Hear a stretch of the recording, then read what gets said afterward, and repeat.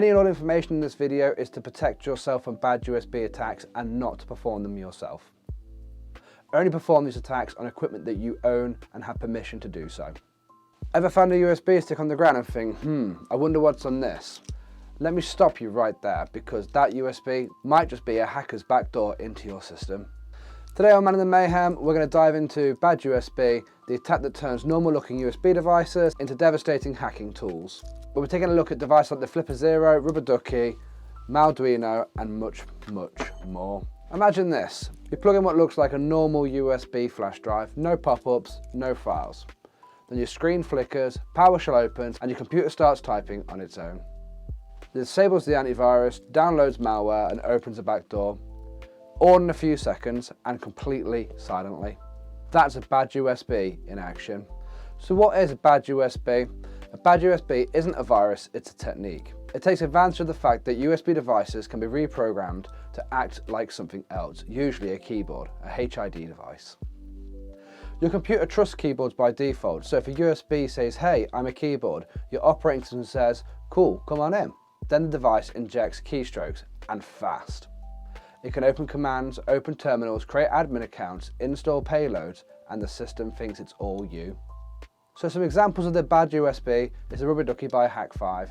This is the original bad USB. It uses Digispark, looks just like a flash drive, and acts like a keyboard. Next up is the MalDuino. It's an Arduino-based bad USB platform. It's open source, easy to customize. It's available in stealthy covert form factors like this one here.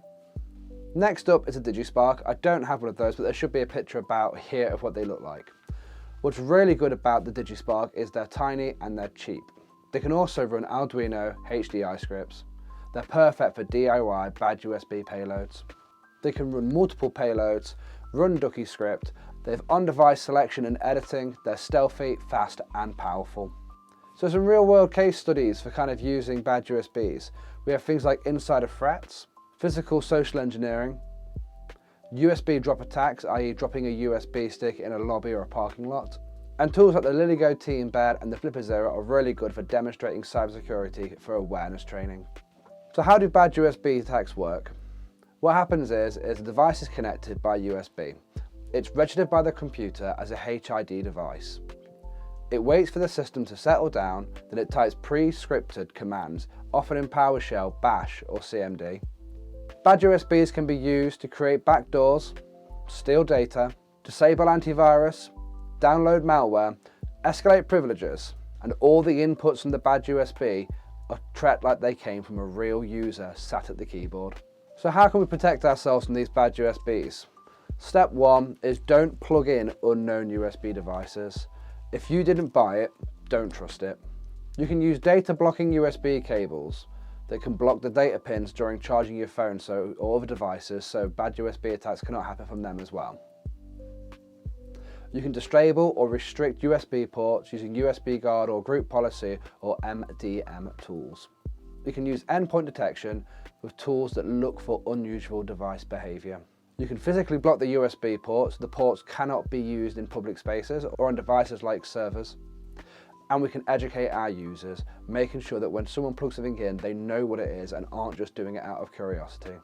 If you really want to go really hard against it, you can use whitelisted USB devices by doing vendor IDs or product IDs. You can monitor USB connections in real time, or you can disable unused USB device classes such as HID if not needed. Anytime that you do need to transfer data between machines, use an isolated machine for immediate ingestion, so basically a USB quarantine station. Now let's go to the top-down camera where I will show you these devices in action. So first up we've got the MalDuino. It's a USB-C or USB-A type device, and we'll just plug it straight in. And straight off the bat it should start going. Now this should open up a fake update and full screen it. There we go. And there is the bad USB tag from that. Once again, this is a completely non-malicious attack. It's just for demo purposes to show you how quickly and efficiently this device can type and set off its attack. And here's one from the Flipper Zero. This should run a website that shows a hacker screen that's completely fake but is quite fun prank to play on your friends. So fingers crossed it should full screen this and then start typing away.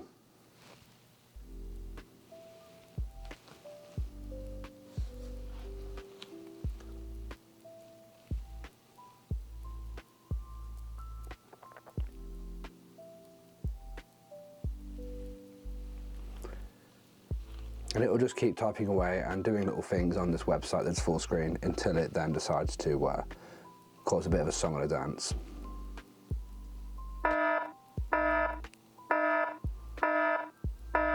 Last but not least is our Bruce T embed. Just sending the Bruce test one, and here it goes.